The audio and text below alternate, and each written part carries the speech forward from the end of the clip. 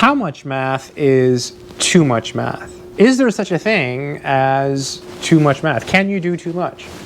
Well, I think the answer is yes. You can do too much of anything, right? You can have too much ice cream and you'll get sick. You can run for an extended period of time and you'll get hurt. You can work out too much and you'll be sore for an eternity, depending on what you do. You can always overdo it. And math is no exception. There is such a thing as doing too much math. So how do you know if you're doing too much math? Well, you'll be able to tell when you're burnt out. You know, when you reach that point where you just can't do another problem because you're just so mentally exhausted. Believe me, I have reached that point many, many times. I went to school for 7 years. I studied mathematics for 7 years. I took a lot of math classes and did a lot of math problems. Let me tell you, I am very aware of what it feels to be burnt out. And I'm sure you are too if you're watching this video and you study mathematics. So how do you know you're doing too much? Well, when you're feeling burnt out. So what can you do to combat that feeling of too much math?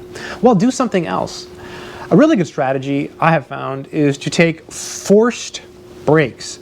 So for example, say it's like 11 a.m. and you're gonna sit down and do your homework and you have like 5 sections of homework and it's due next week. So what you do is you say, okay, I'm gonna work till 1 o'clock. So from 11 to 1, that's 2 hours. So 2 hours of solid math. Now, depending on what you're working on and what your problems are, you know, that will determine how much you actually get done. But you've set aside 2 hours for math. So try to focus. Use those 2 hours to completely focus. And then after 2 hours, if you feel like doing more math, you can, but remember, it's a forced break. So take a forced break and do something else.